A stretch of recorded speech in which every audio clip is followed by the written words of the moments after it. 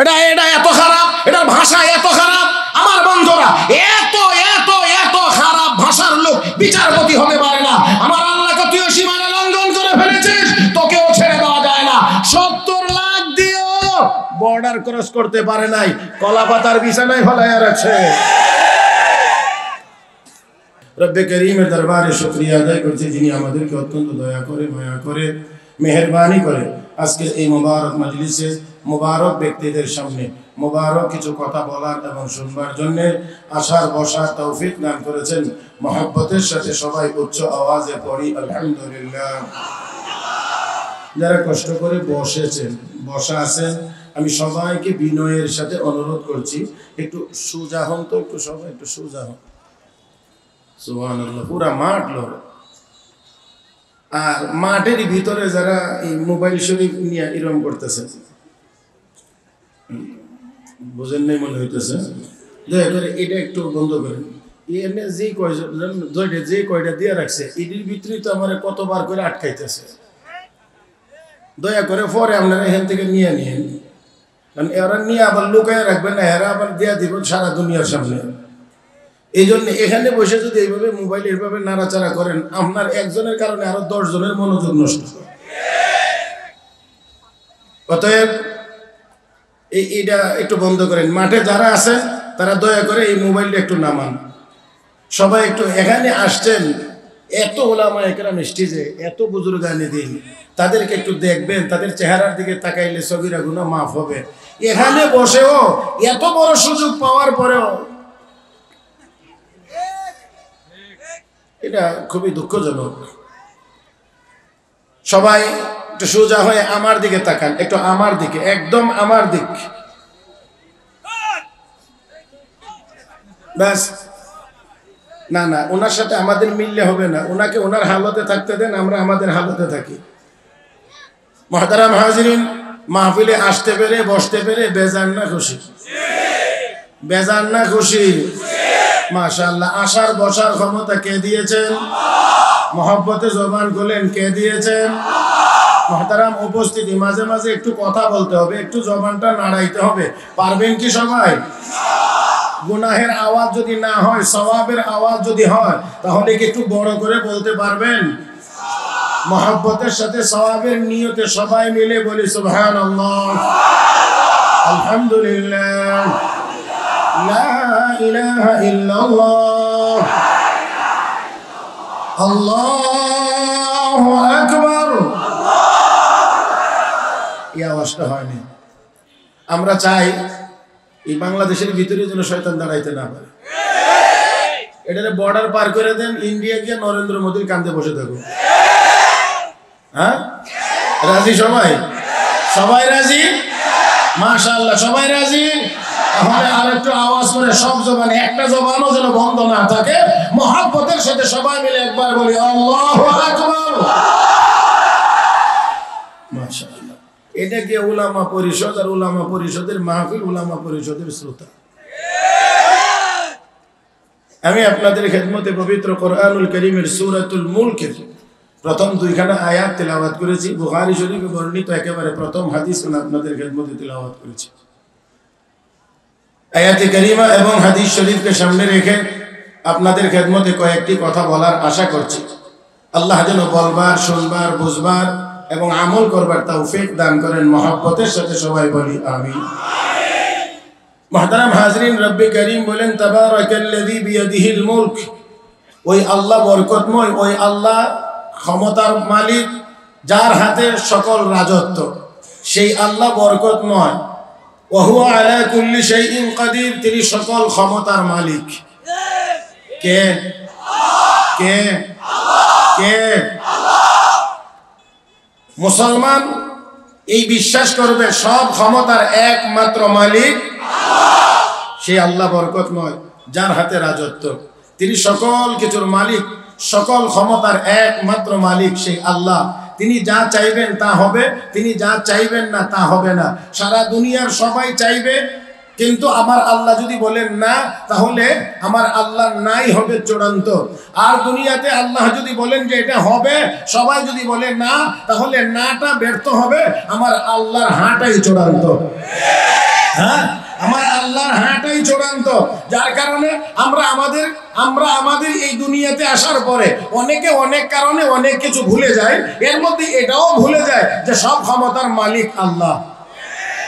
হ্যাঁ, সব ক্ষমতার মালিক আল্লাহ, এই কথাটাও আমরা ভুলে যাই। আল্লাহ রাব্বুল আলামিন বিভিন্ন ভাবে বিভিন্ন জায়গাতে আমাকে আপনাকে স্মরণ করিয়ে দিয়ে বলেছেন, কুলিল্লাহুম্মা মালিকাল মুলক তু'তিল মুলকা মান তাশা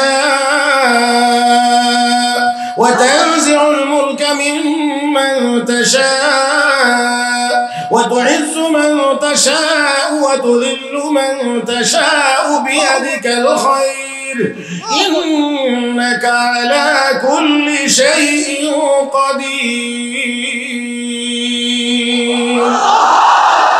ومن الناس من يتخذ من دون الله أندادا يحبونهم كحب الله والذين آمنوا أشد حبا لله ولو يرى الذين ظلموا إذ يرون العذاب أن القوة لله جميعا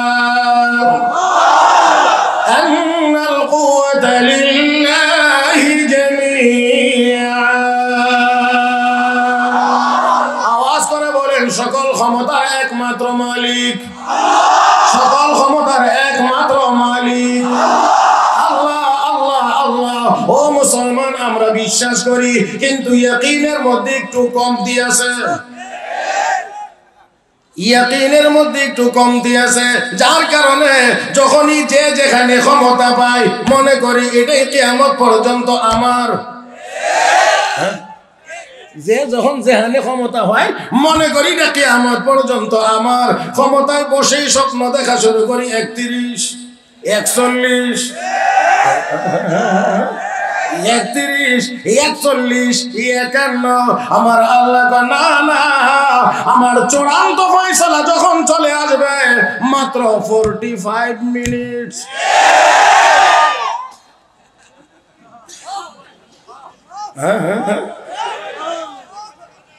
মুহতারাম হাজিরিন, আপনাদের জানা থাকার কথা, সাইয়েদনা হযরত সুলাইমান আলাইহিস সালাতু ওয়াস সালামের দরবারে একটা পাখি ছিল, এটার নাম ছিল হুদহুদ।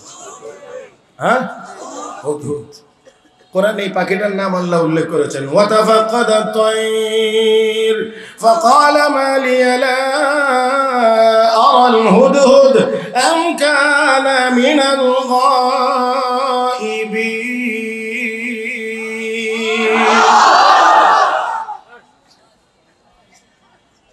এই হুদহুদ সুলাইমান আলাইহিস সালামের সিংহাসনে থাকতো।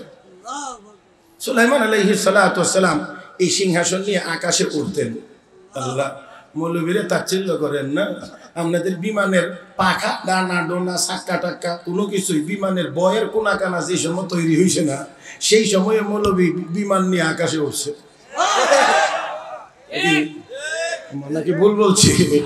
হ্যাঁ, আজকে বিজ্ঞানের 2-4টা বই পড়তে পারলে মৌলবী চোখে লাগে না। এটা খেলে মানে হামকো ছোঁয়া হে, হামকো ছোঁয়া হে, এমন একটা ভাব তার মধ্যে কাজ করে। হ্যাঁ, তাই না? মুহতারাম হাজিরিন, যে এটা একটু পিছিয়ে দেন, এই ভাইদের কষ্ট হইতেছে। হ্যাঁ, মাশাআল্লাহ, যাক এখন একটু জেলখানা থেকে মুক্ত হয়েছেন, আলহামদুলিল্লাহ, আলহামদুলিল্লাহ। জি, একেবারে আমার দিক সুলাইমান আলাইহিস সালাতু ওয়াস সালামের দরবারে এই হুদহুদ থাকতো। সুলাইমান নবী সিংহাসন নিয়ে আকাশে উঠতেন, আকাশে উঠতেন, আকাশে উঠতেন। গুদুহা শাহরুন ওয়া রাওয়াহুহা শাহর। এক সকাল উঠলে 1 মাসের রাস্তা যাইতেন, আবার বিকাল বেলা 1 মাসের রাস্তা ঘুরে চলে আসতেন। তেল লাগতো না 1 লিটার? হ্যাঁ, তেল লাগতো না 1 লিটার? তেলই লাগতো না, লিটার তো ভরে, তেলই লাগতো না। হ্যাঁ, মুহতারাম হাজিরিন, আকাশের বাতাসকে আল্লাহ সুলাইমান আলাইহিস সালামের অধীনস্থ করে দিয়ে রেখেছিলেন। ও বন্ধুরা, এই জন্য সুলাইমান নবী সিংহাসন ওড়ার জন্য 10,000 ফিট লম্বা কোনো রানওয়ের দরকার হইতো না, সার্বক্ষণিক এটিসি বা এয়ার ট্রাফিক কন্ট্রোলের সাথে যোগাযোগেরও কোনো দরকার হইতো না, ল্যান্ড করার জন্য কোনো আশঙ্কা ছিল না। বাতাস ওঠাও উপরে তো উঠাইছে, চালাও তো চলছে, দাঁড়াও তো দাঁড়াইছে, নামাও তো নামাইছে। হ্যাঁ, এই চলন্ত বিমানে পানির প্রয়োজনীয়তা দেখা দিলে সুলাইমান আলাইহিস সালাতু ওয়াস সালাম হুদহুদকে ডাকতেন। হুদহুদের চোখের ভিতরে আল্লাহ এত পাওয়ার দিয়েছিলেন, হুদহুদকে যদি বলতেন যে হুদহুদ পানি কোথায় আছে দেখতো, তো উপর থেকে নিচের দিকে তাকিয়ে হুদহুদ বলে দিতে পারতো।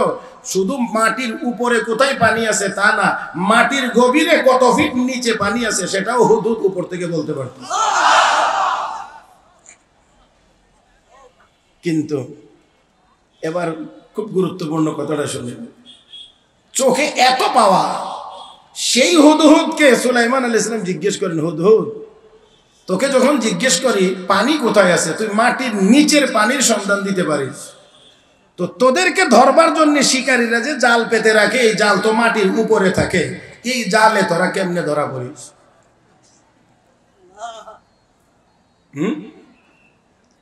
শিকারীর জাল তো মাটির নিচে থাকে না, মাটির উপরে, তোদের চোখের পাওয়ার তো মাটির নিচ পর্যন্ত কাজ করে, তো ওই জালে কেমনে ধরা পড়ে যাস?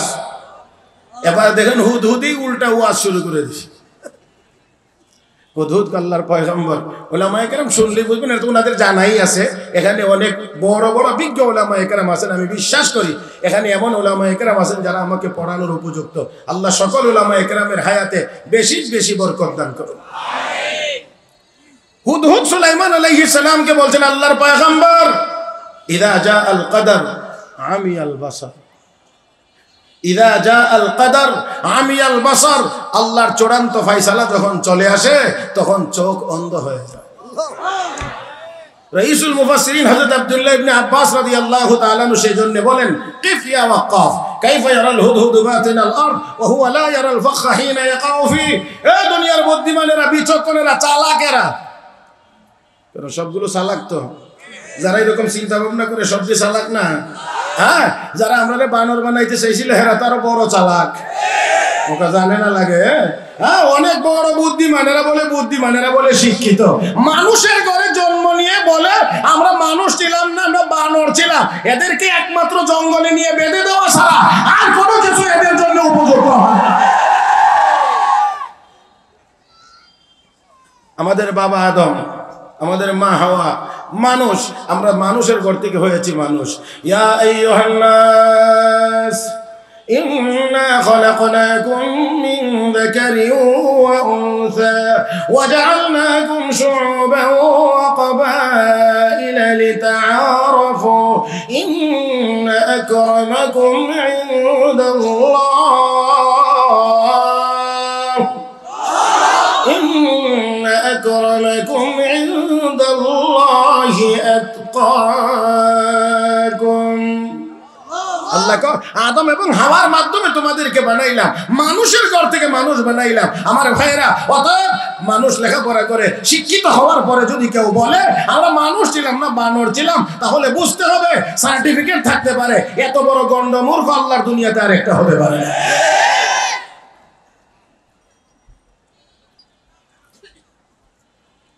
তো বলছিলাম, আল্লাহ হযরত আব্দুল্লাহ ইবনে আব্বাস বলেন, হে দুনিয়ার বুদ্ধিমানেরা, শিক্ষা গ্রহণ করো হুদহুদ থেকে। যে হুদহুদ মাটির নিচের পানি দেখে কিন্তু শিকারীর জাল দেখে না, তার মানে হলো আমার আল্লাহর চূড়ান্ত সিদ্ধান্তের সামনে কোন যোগ্যতা কাজ করে না, সব অচল, সব বিকল হয়ে যায়। মালয়েশিয়ার বিমান 250 প্যাসেঞ্জার নিয়ে যে কোথায় হারাইল, আজও পর্যন্ত বিজ্ঞান একটা নাট বল্টু উদ্ধার করতে পারলো না। বুঝাইতে পারছি না মনে হয় আপনাদেরকে? হ্যাঁ, 250 প্যাসেঞ্জার নিয়ে প্রত্যেকটা দেশের উপর দিয়ে গেলে একটা রাডারের সীমানা অতিক্রম করে আর একটা রেঞ্জের ভিতরে গেলেই তার সাথে যোগাযোগ স্থাপন হয়ে যায়। কিন্তু এত দেশের উপর দিয়ে চক্কর খাইয়া গেল কোথায়, গেল যে কোথায়? পৃথিবীর সবচেয়ে ব্যয়বহুল তল্লাশি হয়েছে সেই বিমানটাকে খোঁজার জন্য। 6500 কিলোমিটার মহাসাগর চিরুনি অভিযান চালাইছে সারা পৃথিবীর সব বিজ্ঞানীরা মিলে, তারপরেও একটা বল্টু উদ্ধার করা সম্ভব।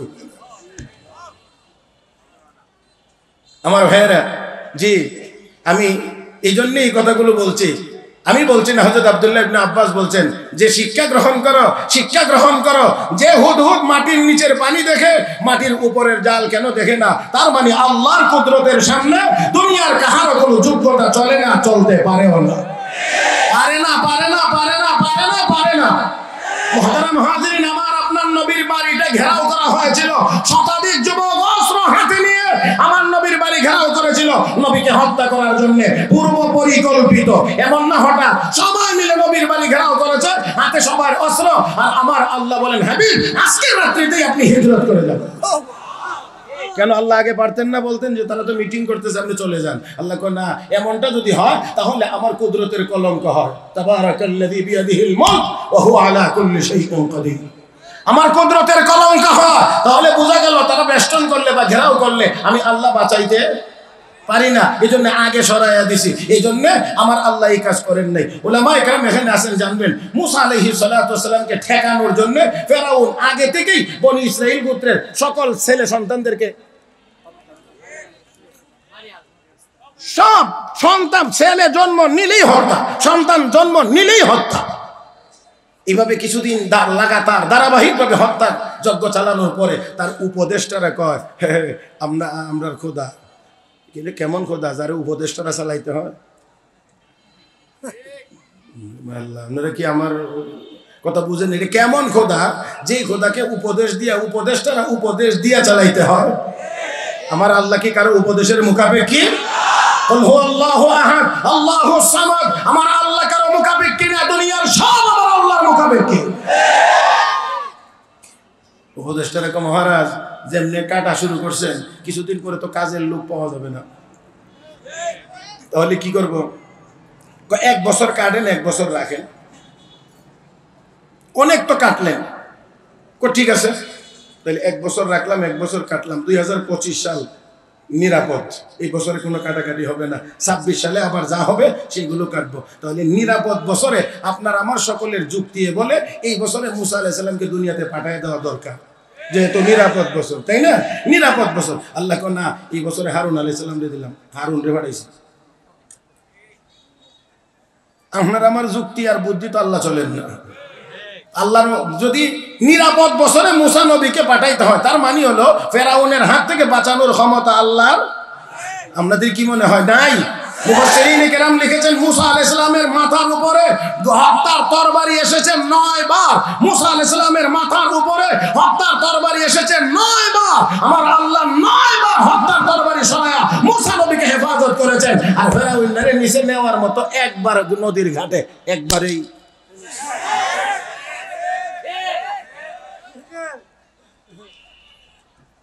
এই ক্ষমতা কার?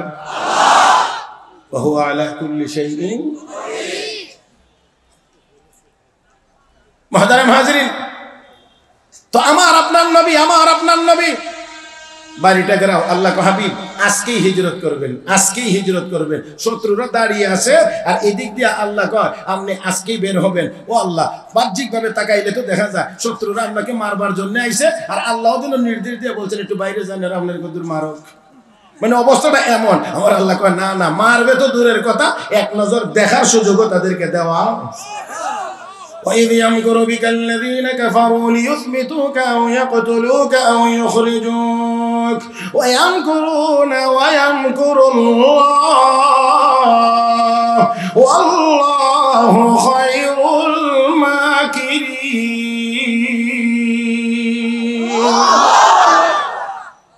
আল্লাহ কয় তারা ষড়যন্ত্র করেছিল, আমি কৌশল অবলম্বন করেছি। আমার কৌশলের সামনে তাদের ষড়যন্ত্র চলে না, চলতে পারে না, কোনোদিনও না, অতীতেও না, এখনো না, আগামী 200 বছর, 2000, 2 লাখ বছর পরেও আমার আল্লাহর কৌশলের সামনে, আমার আল্লাহর কৌশলের সামনে দুনিয়ার কারো ষড়যন্ত্র চলতে পারে?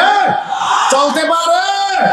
সীমা লঙ্ঘন হলে, সীমা লঙ্ঘন হয়ে গেলে আল্লাহ রাব্বুল আলামিন তাদেরকেই সরায় দেয়।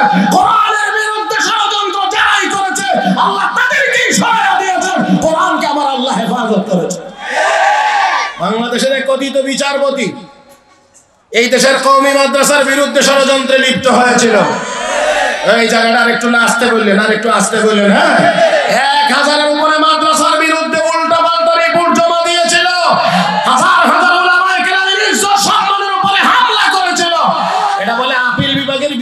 দিয়েছিল। আমি দেখি এটা উঠান বৈঠকের বিচারপতি হওয়ার যোগ্যতাও রাখে না। আমার ভাষা এত খারাপ, এটা এত খারাপ, এটার ভাষা এত খারাপ। আমার বন্ধুরা, এত এত এত খারাপ ভাষার লোক বিচারপতি হতে পারে না। আমার আল্লাহকে তুই সীমানা লঙ্ঘন করে ফেলেছিস, তোকেও ছেড়ে দেওয়া যায় না। 70 লাখ দিয়েও বর্ডার ক্রস করতে পারে নাই, কলা পাতার বিছানায় ফেলাইয়া রাখছে। ওহু আলা কুল্লি শাইইন কাদির। হ্যাঁ, ক্ষমতা কার হাতে? ক্ষমতা কার হাতে? এই আল্লাহর নামটা মহব্বতে বলেন আল্লাহ, আর একবার বলেন আল্লাহ। খারাপ লাগে নাকি? খারাপ লাগে? ডাকবেন তো আল্লাহর নামটাই ডাকবেন, আল্লাহকেই তো বড় করে ডাকবেন, মহব্বত করে ডাকবেন তো আল্লাহকেই তো ডাকবেন। ডাকার জন্যই তো, আল্লাহকে ডাকার জন্যই তো আল্লাহ আমাদেরকে বানাইছেন। ডাকবো তো আল্লাহকেই ডাকবো, ডাকবো তো আল্লাহকেই ডাকবো। কথা কন, কথা কন, বলেন কারে ডাকবো? কারে কারে কারে? আল্লাহ আমাদের সবাইকে তৌফিক দান করুন। কষ্টের কথা বলি, সেটা হলো এই, জবানটা আমার আল্লাহ দিয়েছেন আল্লাহকে ডাকার জন্য। আলাম নাজআল লাহু আইনাইন ওয়া লিসানান ওয়া শাফাতাইন। ও বান্দা, চোখ দুইটা কি আমি দেই নাই? ঠোঁট দুইটা কি আমি দেই নাই? জিহ্বাটা কি আমি দেই নাই? এই জিহ্বাটা আমি দিছি আমাকে ডাকবার জন্য। কিন্তু কপাল পোড়া আমরা মুসলমান, সারাদিন হাজার হাজার কথা হয়, কিন্তু মালিকরে ডাকি না। শুধু আল্লাহর নামটা উচ্চারণ হয় না, সব হয়। যেই মালিক জবান দিলেন সেই মালিকরে একটু ডাকি না।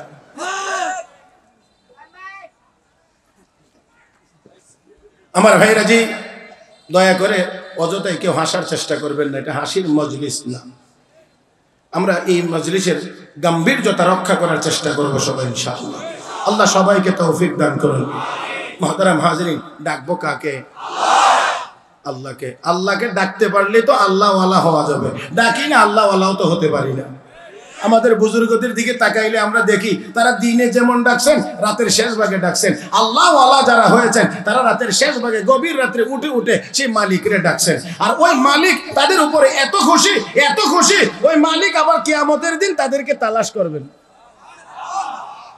আল্লাহর কিছু প্রিয় বান্দা বান্দি আছে যারা শেষ রাত্রে ঘুমায় না। কোন